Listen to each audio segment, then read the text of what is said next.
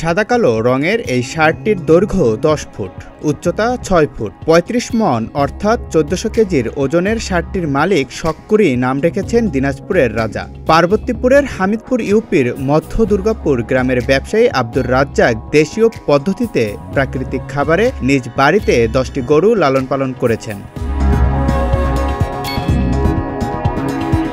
তিনি জানান 4.5 বছর আগে তার খামারি ফ্রিজিয়ান জাতের গাভী থেকে জন্ম নেয় রাজা। হলস্টাইন ফ্রিজিয়ান জাতের এই ষাঁড়টিকে রাজার মতোই লালন পালন করেছেন। নাম যেহেতু রাজা, তাই তার চালচলনও রাজার মতোই। এই গরুকে প্রতিদিন তিনি খাবার হিসেবে দেন খড়, কাঁচা ঘাস, খৈল, গমের ভুসি, চিটাগুড়, কাঁচা কলা, গাজর, আপেল সহ বিভিন্ন মৌসুমি ফলও খাওয়ান তাকে। প্রতিদিন বাজার খাবারে খরচ হয় 800 থেকে 1000 টাকা।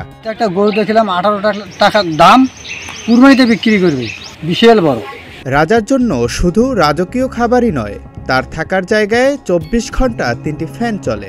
বিদ্যুৎ না থাকলে হাত পাখা দিয়ে রাজাকে বাতাস করতে হয়। প্রতিদিন 3-4 বার গোসল করাতে হয়। রাজ্জাক দাবি করেন এ পর্যন্ত রাজাকে পালন করতে প্রায় 13 লাখ টাকা খরচ হয়েছে। তাই এবার হাটে রাজাকে 18 লাখ টাকায় বিক্রি করতে চান আব্দুর রাজ্জাক। মোহাম্মদ আব্দুর রাজ্জাক, গ্রাম মধ্য দুর্গাপুর, বড়পুরে, পার্বতীপুর, দিনাজপুর। এর নাম রাখছি দিনাজপুরের রাজা। হলস্টাইন ফ্রিজিয়ান জাত। এর ওয়েট এখন 35 মণ। 4 বছর যাবত একে পালন করতেছি, দেশীয় খাবার খাওয়াই। এর দাম রাখছি 18 লক্ষ টাকা।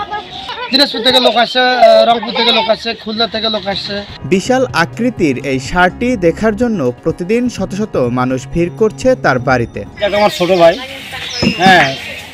ছোট ভাইয়ের গরু, অনেক দূর থেকে লোকজন আসতেছে দেখার জন্য। অনেক দাম করতেছে মানুষ, কেউ করতেছে দাম। আমরা 18 লাখ টাকা চাচ্ছি। 4 বছর থেকে আমরা গরুটা মানুষ করতেছি।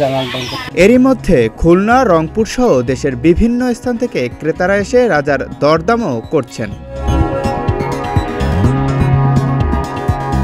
জাকারিয়া রবিউল, প্রতিদিনের বাংলাদেশ।